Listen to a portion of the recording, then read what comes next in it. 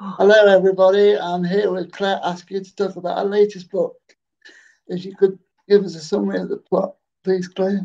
I can, yes. So the book is called Cover Your Tracks. Actually, I say I can very confidently, but it's a very difficult book to describe without spoiling it. So I can give you a bit of a teaser for it. Cover That's Your fair Tracks enough. is Yeah, Cover Your Tracks is the third novel in the D.I. Birch series. It's set in Edinburgh.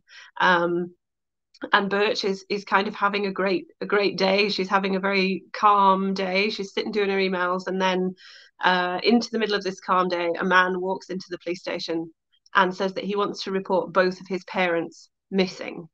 And she thinks that's kind of unusual, but it seems like a standard missing person case until this guy, Robertson Bennett, reveals that he hasn't seen his parents for 30 years.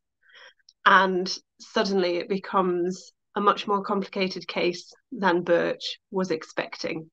And she starts to dig into the possible whereabouts of these two people, both of whom are in their 80s by now.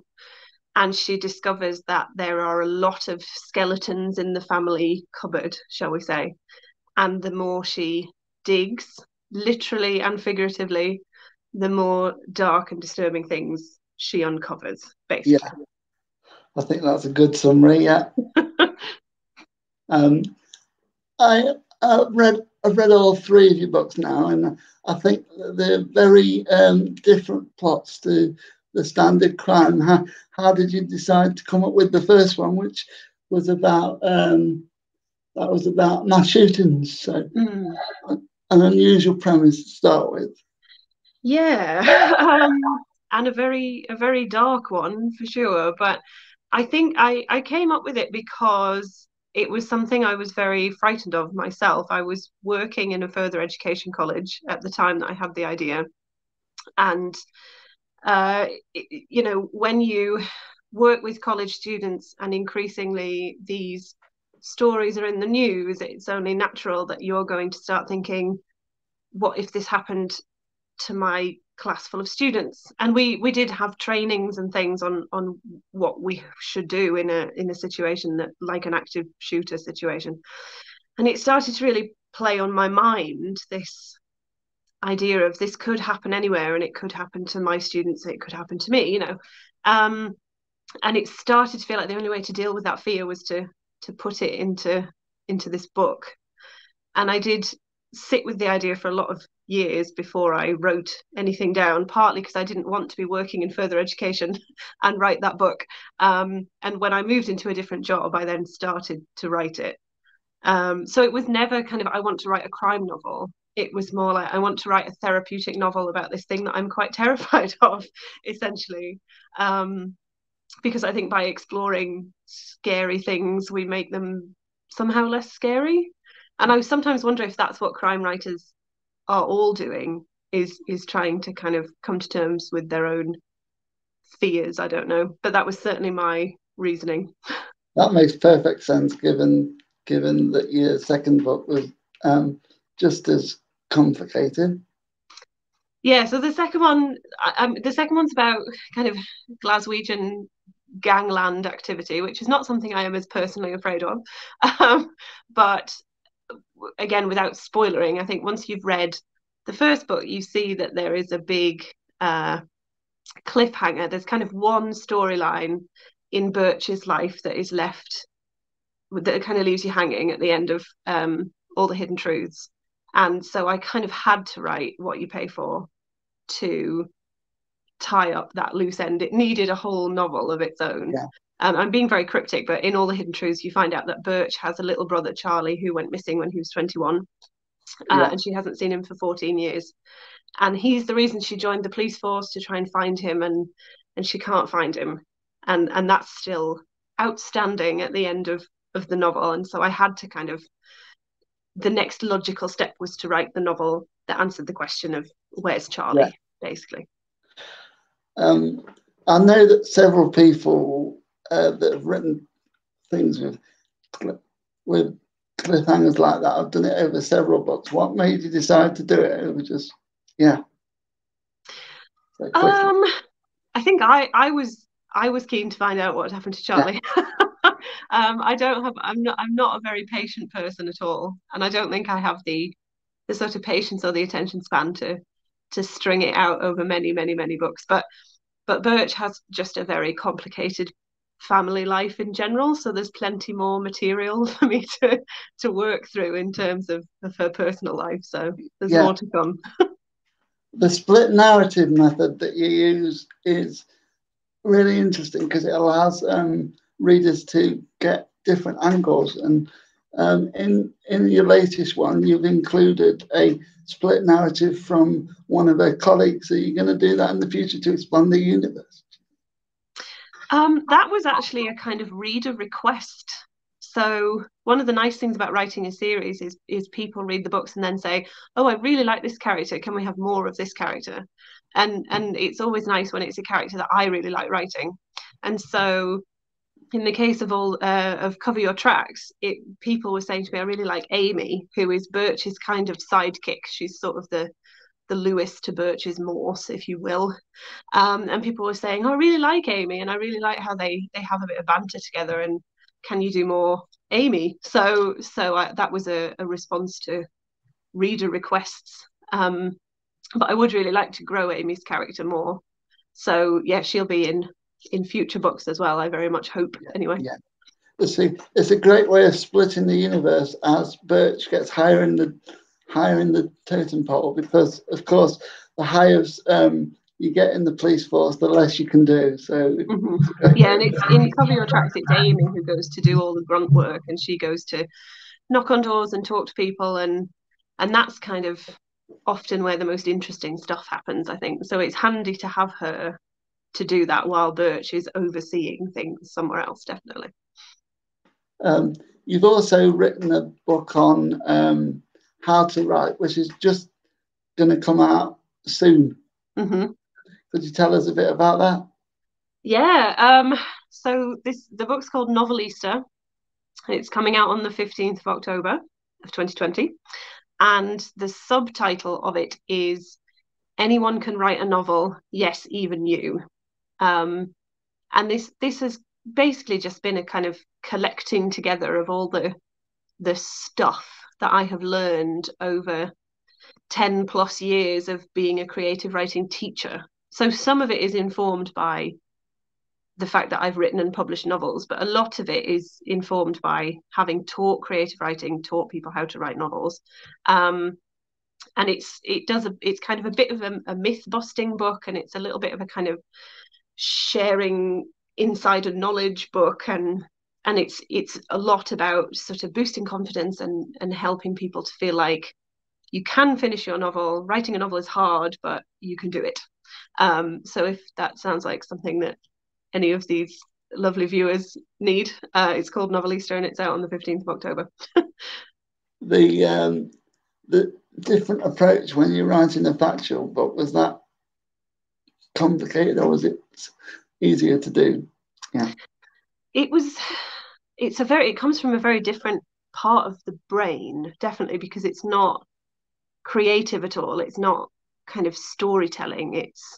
It's fact telling, and so I found myself doing a lot more kind of checking with myself, and I would write a statement, something that I believe is important in fiction writing, for example, and then I'd have to go, is that definitely true?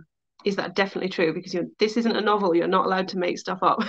So I had to keep checking that my novelist, my kind of my novelist head, my desire to write a nice narrative, wasn't taking over and embellishing at all. So that was quite interesting to keep it in the non-fiction sphere at all times.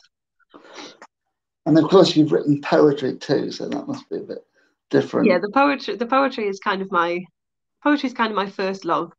And it sometimes, I think it helps with the fiction writing a little bit, because when you're a poet, you have to be a good editor, because poetry is so distilled. But also it's a bit of a hindrance, because my poet self really wants to describe the dust motes in a sunbeam and describe the wind in the trees and all that kind of thing. And my editor sometimes has to go, right, let's rein that in a little bit. So it's a double-edged sword, the poetry brain. After you've done the 3 books, do you think that you've learned anything about series writing that would get you to write a standalone? Or I have lots of ideas for standalone books, but I'm kind of having too much fun writing birch books at the moment. I have to apologise. A cat has just come in the room. If people can hear a cat in the background, I apologise. Don't worry about it. Just ignore it. Yeah, I have lots of standalone ideas, but I'm kind of I'm too much in the midst of the series, enjoying myself at the moment, and I kind of feel like I suspect that I might have a bit of series mania in that I can see how some of my standalone ideas might grow arms and legs. So I need to keep an eye on myself, basically. There's nothing wrong with multiple series. No. So several people have done it. Is there anyone that would have inspired you to say you was a writer? I met Anne Cleeves at Bloody Scotland in 2018, and I was so impressed by her. She was just like a rock star. Sorry about this cat. I don't know if you can hear it. Don't worry about it. Typical. Yeah, Anne Cleeves is just incredibly cool, and she seems to have the gift for writing series that just take off, and everyone loves them. Everyone loves her characters, you know. And she's such a nice lady as well. So I was kind of, after I met her, I was kind of like, I want to be Anne Cleeves when I grow up. She's great. That's definitely a right person to want to be, I think. Yeah. When you were put forward for the McIlvenny Davey Prize, how did that feel? I mean, any time that you're nominated for an award is such a huge confidence boost. I think that's the main thing about them is, you know, people talk about how if you're nominated for an award, you get a little bump in sales, or, you know, you get extra social media followers or whatever. But the best thing about it is it kind of confirms that you know what you're doing. You know, it's that feeling of, oh, I've written this novel and people like it enough to nominate it for this thing, therefore I must have done okay, you know. And it has always filled me with sort of hope for the next book, and always gives me a boost to kind of keep on and keep writing and keep going. So it's great. Because I first came across you thanks to a quote from Ian Rankin, which I used in my first review. So yeah. I have to tell you that the day that he did that quote as a tweet, and the day that tweet appeared, I mean I remember the moment looking at my phone, and I'd actually been off Twitter for about 3 months or something. I was having a Twitter hiatus because I was doing writing, and of course while I was away, Ian Rankin read my book and did this tweet, and I obviously just never replied because I wasn't online, and I was absolutely horrified that he thought I just ignored him. I opened my phone and was like, oh my god, I've snubbed Ian Rankin. But yeah, that was a great moment, seeing that Ian Rankin's read my book. When you were thinking about the Birch universe, like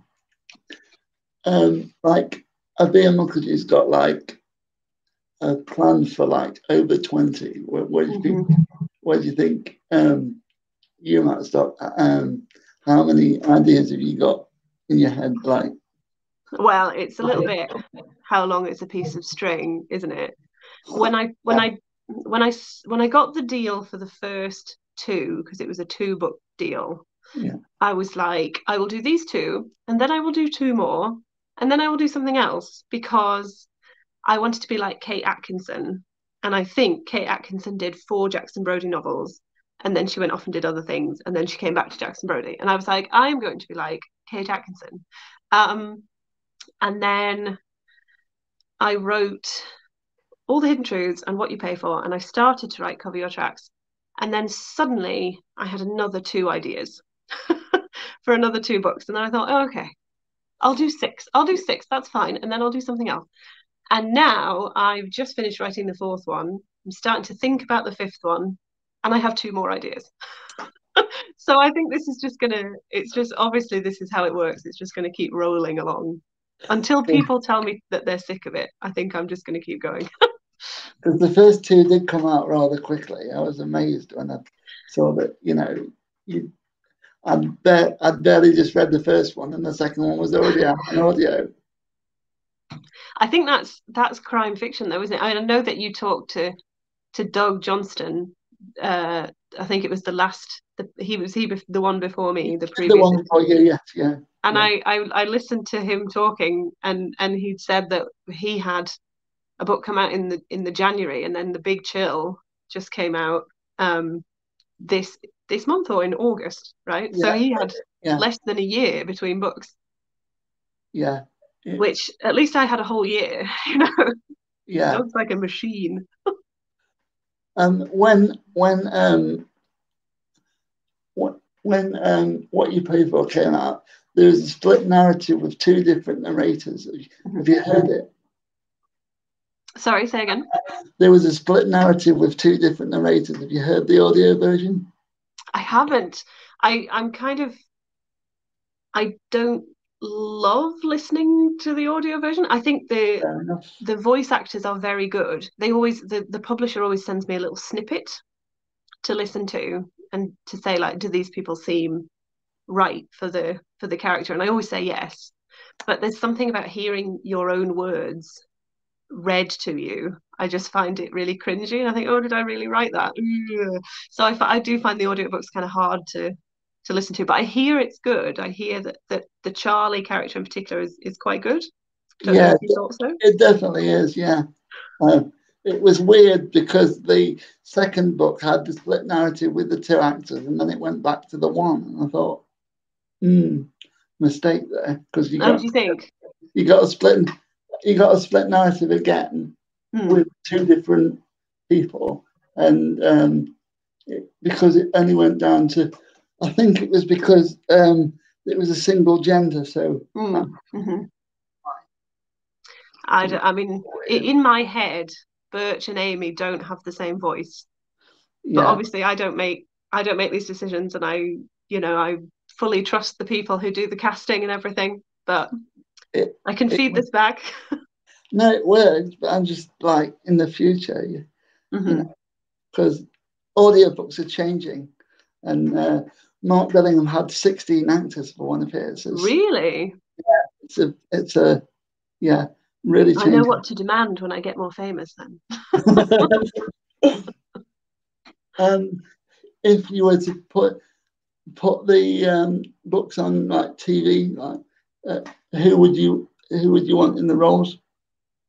People ask me this a lot, and initially I didn't really have an answer. I was kind of like, I'd just be chuffed if my books were on telly. I wouldn't mind who was in the roles, and people didn't really like that answer. They want me to have a fan casting.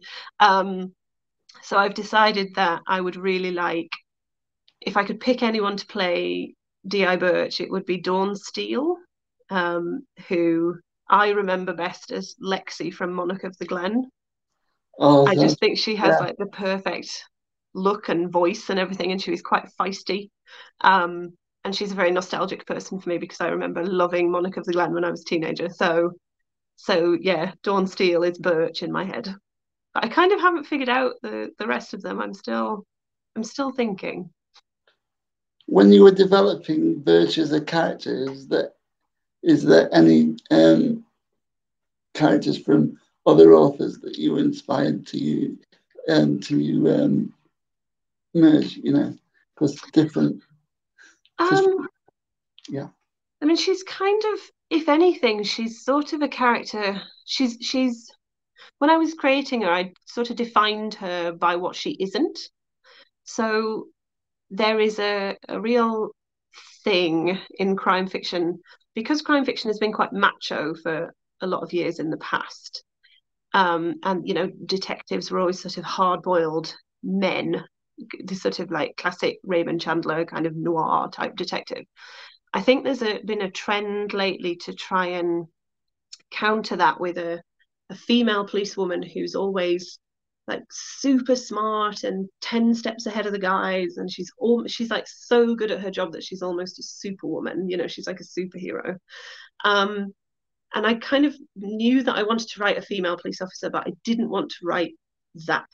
I wanted to write a woman who was kind of doing a really hard job and sometimes finding it really hard, not always having all the answers and not always being perfect, and sometimes just massively messing up, or, you know, being a bit crap at things. So it was more that I wanted her to not be perfect, and then she emerged out of what she wasn't, if that makes sense. It does, because that's the relationship she has with a boss, and comes across really well on that. Mm-hmm. Yeah, it's good fun writing those two, because McLeod, her detective chief inspector, is kind of he's sort of the typical detective chief inspector or superintendent, or there's always a sort of more senior police figure in crime fiction who's sort of the one who's like, we have to do things by the book and you absolutely have to toe the line and all that kind of thing. And I know that that's a bit of a trope, but I felt like I sort of needed him for Birch to kind of bounce off. She's not a maverick, but she has strong opinions about stuff, shall we say. And she just needed someone to kind of to bounce off. And I do enjoy writing them, because they're always sort of bickering with each other, which is quite fun to write. Well, that's what you need. I mean, this, with the number of characters that you could use to build the universe up, you need someone that's going to be a gangster a little bit. Mm-hmm. Yeah. When you were looking at doing the creative writing, teaching and things, what would you look for in, like, when you're marking something? What do you look for to say, oh, that sticks out in front of her? That's a good question. I think originality is the biggest thing. Obviously, as a crime fiction writer, I'm acutely aware that there are so many crime stories and so many tropes and images and characters who've been done before. And so I'm always very aware with my writing that I have to try and do something a bit different, or approach something from a slightly different angle, or subvert something. But I think that's a good rule of thumb for all creative writing. If you can try and do something just a little bit different, that's original to you and your kind of voice and the way you think, if you can get that across, then that automatically makes for something a bit more interesting and sparky, you know. So I was always looking for kind of originality. But also, I think because I'm a poet, I just love a good sentence. I love a good image, a good metaphor, you know. So anyone who can kind of describe things very beautifully is always goes down well with me. I know that some people write in a very sparse way, and that's a skill in itself, one that I do not at all possess. So I was always impressed by sparse writing, but my personal taste definitely goes towards sort of a very beautiful, well-constructed sentence with good metaphors and stuff. Diaries are key to cover your tracks. Were you a diary writer before you became? Oh yes. Yeah, probably one day some poor PhD student will have to read through all my endless boring diary entries. Yes, I am a great diary keeper, and I'm a great notebook keeper. So I always have a notebook with me, and usually I write down all sorts of weird and wonderful stuff that when I look back later, I can't remember what I meant by it. So I'll write down like little images I've seen or bits of dialogue or whatever, and then look back later and think, why did I write that down? But yeah, I'm a great kind of word magpie. I'm always scribbling stuff down, and diaries are really useful in narrative because it's difficult unless you're writing in first person present tense, which is hard. for me anyway. You can't kind of see a character's inner life. Whereas if you get to read their diary, then obviously that's a more straightforward way of doing that. So in Cover Your Tracks, I definitely leaned heavily on the diary to do that. Yeah. Why did you decide to have Amy the one reading a diary and not Birch? I think the reason I like the dynamic between Birch and Amy is Birch can be a little bit gung-ho. You know, she's kind of like, right, okay, we've done that, let's do the next thing. You know, she's quite businesslike, whereas Amy is more deliberate and slow and careful in the way that she does things. And so I knew that if Amy read the diary, she would notice things that Birch didn't notice, and she would start to draw parallels and recognize things in this character of the woman who's writing the diary, you know. So I knew she'd just be a better candidate to read it, basically. Yeah. I've got several questions along the side from Sam. Can you see them at all? Can I see them? Yeah. I cannot see them. Sorry, I'm a dreadful Luddite, everybody. It's all right. I'll get Pete, if you wouldn't mind reading them out, and then I can get. I think, yeah. Sorry, I should explain to people watching that I'm dreadful with technology, and so I'm kind of. That's fine. If you can see and hear me, then it's a miracle, to be perfectly honest. McIlvenney shortlist of team two that you were one of their favourite authors. Who are your favourites? Sorry, I missed the first part of that. I only caught who are your favourites. It's Francine Toon last night said that you were one of her favourites. Who are yours? Did she really? Yes, she did. That's really nice. So just who are my favourite writers in any genre? Yeah. Oh, well, you might have eagle-eyed people who've read Cover Your Tracks might have noticed that Amy at one point is reading a Helen Sedgwick novel. So I'm a great fan of Helen Sedgwick. She's a Scottish writer who's based in the Highlands, and she is also a crime writer. She recently started a crime series of her own, and her first book in that series is called When the Dead Come Calling. Yes, When the Dead Come Calling. That's a great book. I really recommend everyone check out Helen. I've mentioned Anne Cleeves, who I think is a rock star. Who else do I like? I read all sorts of things. I don't just read crime fiction. I read poetry and non-fiction and literary fiction and all sorts. I've actually just read a great book called Cat Step by Alison Irvine, which isn't out yet, but it's going to be out very soon with Dead Ink Books. And it's set in Lennoxtown in Scotland.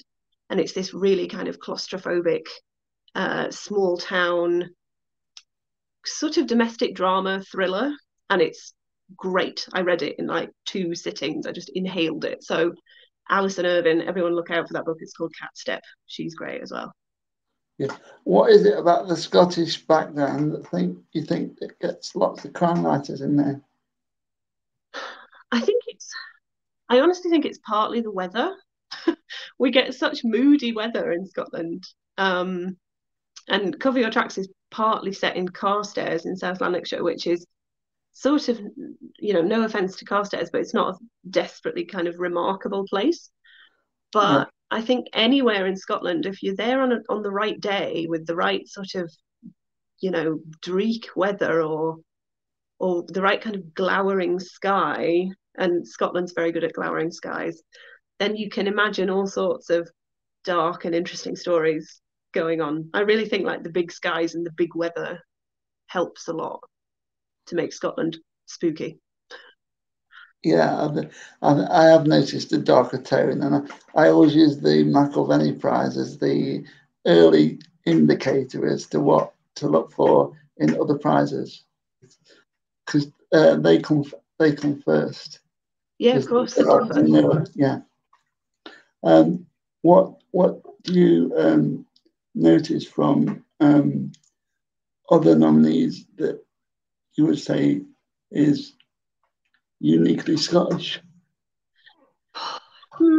I recently wrote a very ranty article for Bella Caledonia about this, actually. talking about the fact that Scottish writers are often overlooked for like the big publishing stuff, the kind of the big awards and sort of six-figure advances and things. It's like Scottish authors struggle a little bit sometimes to get noticed. But I actually think, for all that that's a bit annoying, it's kind of a good thing, because it means that we can, as a writing community, kind of take more risks, and we can be a bit more original, because we're not sort of, we kind of aren't trying to reach that same level. We're kind of making our own level to exist on, and we're creating our own community as well. I think Scottish writers support each other so well. So I honestly think that Scottish crime writing certainly is among the most inventive and original and interesting crime writing. And the example, like, to give one example, I would say Denise Mina's The Long Drop. I absolutely love Denise Mina. Asking who my favourites are, I must admit, I did love that one too. Yes.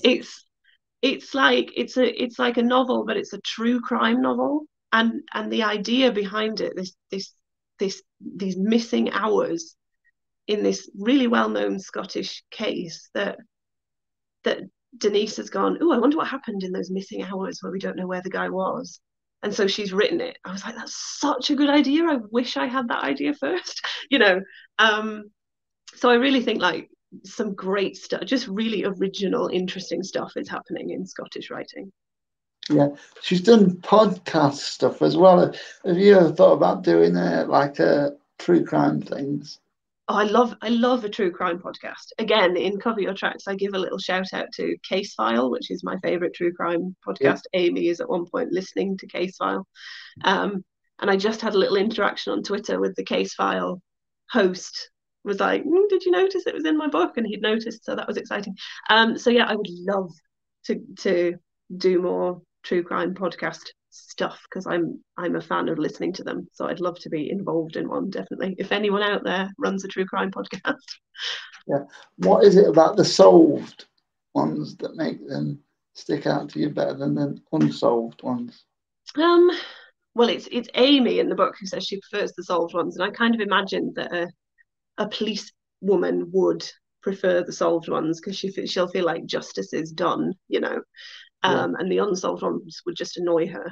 But I think it's just kind of, there's something about closure, isn't there, to kind of hearing about the way a crime has been committed, and then finding out like, oh, that's why, that was that person's motive, or, you know, there's something, it's kind of like a story, even though it's real. You get the sort of satisfaction of the third act of finding out the whys and wherefores. And also, it's just a bit frightening when to hear that so many crimes go unsolved, and so many people whose families are affected never get closure and never find out the truth, you know. So it's just, the world seems a little bit of a nicer place when things are solved. Yeah, that doesn't sound too daft. No, absolutely. Yeah. I do see the inside of that with voluntary work, so I get that entirely. Yeah. What do you do when you're not crime writing? I feel like I'm always crime writing. A lot of the time. I run a little business, which is called Edinburgh Vintage. It's a little online vintage business. I sell vintage jewelry and small items like little antiques and bits and pieces. And I've been doing that for about 11 years. So that keeps me busy. I'm a very bad knitter. I really like knitting, but I'm very, very bad at it. I once knit a cardigan where I knitted the sleeves on upside down. So a cardigan sleeves are supposed to go down like that, and I ended up like this with a kind of Y shape. So I'm a dreadful knitter, but I really like knitting. It's very therapeutic. So when I'm not writing, I like to knit. It turns my brain off. If you were to, how do you say you've been running the business for 11 years? How do you coordinate doing that and writing it? same time, and teaching too. Yeah, I mean, I say I've been running the business for 11 years. The business has existed for 11 years. I haven't always been as attentive to it as I am now. Because for a long time I was also a freelancer, and my teaching was mostly freelance. So I was doing a lot of kind of hustle and short-term contracts, and at times I was doing like 4 different jobs at once. So obviously in those times the business sort of lay dormant a little bit. But I'm in the very fortunate position now that I'm basically a full-time writer. You know, the writing earns me enough money that that's all I need to do to sort of keep the wolf from the door, as my gran would say. So now I'm able to devote a bit more time to my little shop. But it's mostly I will, you know, have my day and do my writing and whatever else I need to do, emails, etc. And then of an evening when I've got the TV on, I'm just kind of, you know, almost distractedly like listing my items on my shop and stuff. So it's almost it's a nice hobby thing that I do in the spare time, basically. Everyone's got to have a hobby. It's my side hustle, as the young ones say, my side hustle. Yeah. When you go to your students and say to them about your shop, do you advise them to have a hobby too, because it makes it better for their writing? Yeah, I think it's very you can get into a place where you just eat, sleep, live and breathe your novel, especially when you're in the middle of writing a novel and you get really kind of involved. And I think that way can lie disaster. It's important to have something else that you do that's nothing to do with the world of writing. And some people don't have that. If they're not writing, they're reading books that are like their novel, you know. And I do think it's a good idea to have something completely different that just takes your brain out of that space, because otherwise you may go mad. Or I would anyway. Yeah. How has the teaching been affected by lockdown? It's basically disappeared, my teaching. So because everything, all the teaching that I was doing was face-to-face in small groups. When lockdown happened, it just all disappeared. And as I've mentioned, I'm not the best at technology, so I didn't really get my act together to start running courses online or whatever. And also, I think because I teach creative writing, I was aware that in lockdown, a lot of writers just lost their mojo completely. You know, I was hearing from all the writers that I know that they just ground to a halt and were finding it really hard to concentrate. They weren't getting their work done. And I thought, nobody wants their creative writing teacher on Zoom nagging them, going, "Are you doing your writing? Where's your next 10,000 words or whatever?" When people were really struggling. So I thought, I'm just going to let everybody have a rest. And I needed a rest as well, because I was struggling to write in lockdown. So the teaching has sort of ground to a halt a little bit, but I'm just now kind of getting back to a place where I think, right, let's get it all off the ground again. So hopefully it will all come back to life. Because you've taught some really interesting parts of society, like helping out the homeless and things. Was that more complicated because they haven't got places to live, or how did that work? Yeah, I mean, I haven't been working with a homeless group for a while, but I have worked with charities like Bethany Christian Trust and Crisis Skylight and places like that, where I there's usually a group that already meets in a kind of day center or a community center or whatever, and I will go in for an allotted number of weeks, you know, like 6 or 8 weeks, to do creative writing with an existing group. And for all that I haven't been working with a group like that for a little while, I have really thought about those folk in lockdown and been kind of wondering, you know, I think we've all felt the effects of lockdown and COVID-19, and it's been hard for everybody. But one of the things I've kept thinking is, God, I'm in a really privileged position, and I've met a lot of people through my work who really aren't, and I just hope that all those folk are okay, and provision is being made for them, but I don't know, and it's a worry. It is, isn't it? I mean, Trevor works directly with them for his man on the street stuff, and he's told us about how he was working with them, and I just think that crime allows you to, and the crime thing allows you to cover subjects that other areas just wouldn't touch. What do you think about that? Yeah, I mean, I've really benefited from working with community groups and meeting people who have, vastly different stories to my own.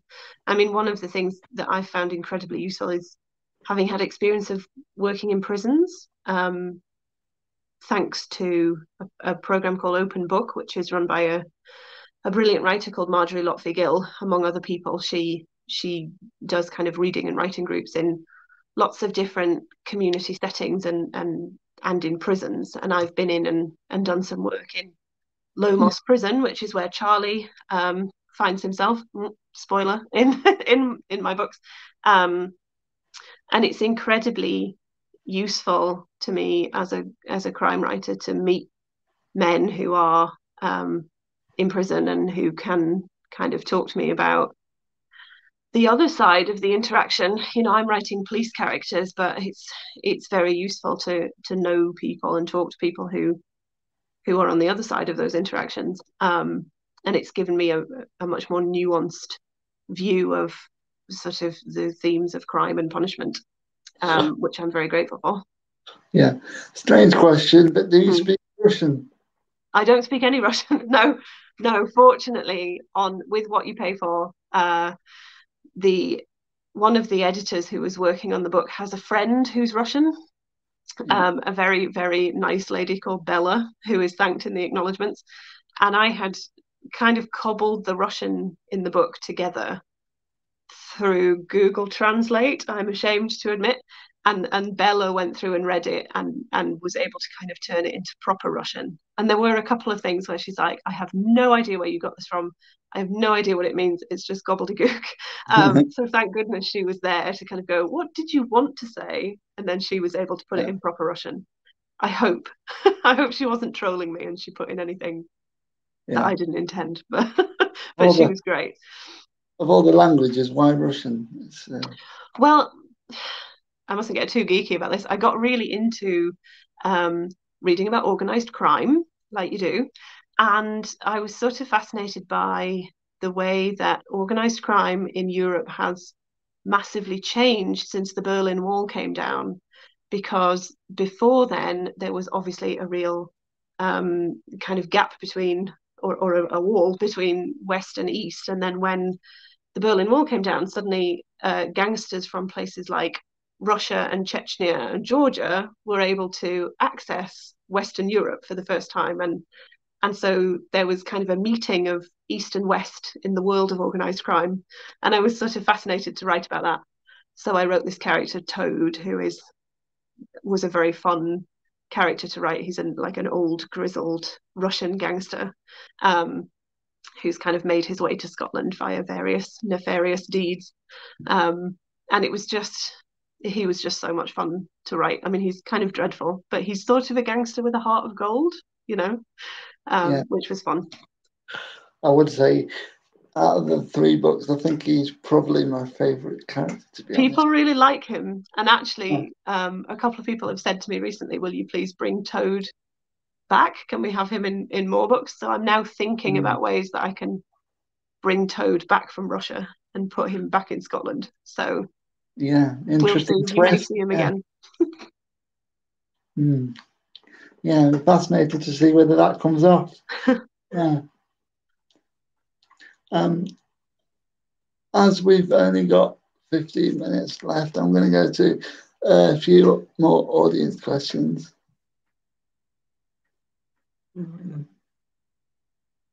What have been your most memorable moments so far? Yeah. What have been your most memorable moments as an author so far? Um, I mean, definitely that day that I met Anne Cleves was amazing. That was the thing that was great about that was it. Bloody Scotland do a thing. I think they call it the spotlight, um, where they get a new crime writer to sort of be the support act for an established one. So Anne Cleves was reading with um, Louise Penny, the Canadian writer, and I got to have 5 minutes as like the supporting act at the beginning, so kind of open the gig for them, and it was 700 people had come to see Anne Cleves. So I read to this massive hall full of people, and then afterwards I got to sit on the signing table with Anne Cleves and Louise Penny, and 700 people, this massive signing queue, the biggest signing queue I've ever seen. And I got to just kind of bask in their rock starness, which was just an incredibly cool experience, and showed me that, it was great to hear the stories that readers were telling them, coming up to Anne Cleves and saying, I never used to be a big reader, and then I discovered your books, and now I've read all of them, and now I love reading, or people saying, like, I met my husband because we were both reading the same book of yours in a cafe, and now we've been together for 20 years or whatever. It was amazing hearing the effect that crime novels can have on people's lives, and I was just like, this is very aspirational. I really just want to be this woman when I grow up. So I think that was genuinely one of my best moments, for sure. When you have been to festivals, who's the person you've been in the signing queue longest for? I think it must have been Paul Auster. So Paul Auster came to the Edinburgh International Book Festival in, I think, 2017. And he's just such he's another kind of literary rock star. And I thought, if anyone is worth waiting in the signing queue for, it's Paul Auster. And I don't know when I'll ever get a chance to do this again. So I stood in the signing queue for, I think, 2.5 hours. Wow. And I felt so sorry for him by the time I got to the front, because he was obviously just exhausted. His event had been at about 8:30, I think. And so it was, getting on towards midnight. And he was there with kind of a cup of coffee and just signing away, bless him. But it was worth it. It was worth it to kind of have a quick chat with him. So yeah, that was probably the longest. But I've done a few big signing queues before. Yeah. What was it like for you at your first event where you had to sign books? Like, oh, it's great. It's really surreal. I think it was actually my launch for All the Hidden Truths was the first signing that I did. And it was just incredibly sort of nice and celebratory, and people were being really, really kind to me. And I couldn't believe how there was this big pile of books on this side of me, and I couldn't believe how rapidly it went down and disappeared. These books disappeared into people's hands. It was just, there's nothing quite like it. It's absolutely amazing to be able to chat to people and give them a book of yours, and for them to be happy to have it, is really nice. When was it? Where was it you did your launch? It was actually at the Customs House in Leith, which is a bit of an odd place, but it was August, because I seem to be on a schedule where my books come out in August, and obviously launching a book in August in Edinburgh is not ideal because it's really hard to find a venue. So all the usual suspects were kind of booked by fringe shows, but Customs House in Leith was in the process of being renovated. And fortunately, the very good people at Golden Hair Books in Stockbridge had kind of been in touch with Customs House and said, we'd like to do some events with you in the future. And they'd actually literally laid the floor like 2 days before my launch. And fortunately, the build was not held up in any way, or else I wouldn't have had a venue. But yeah, it was a really, really nice place to be, and had all the windows open. You could see out into like the canal at like the shore at Leith and stuff. It was amazing. So if you ever need a fancy venue for anything, really recommend Customs House in Leith. What is your favourite relationship that you or someone else have created? I've just been asked what is your favourite relationship that you or somebody else has created? that somebody else has created. Ooh.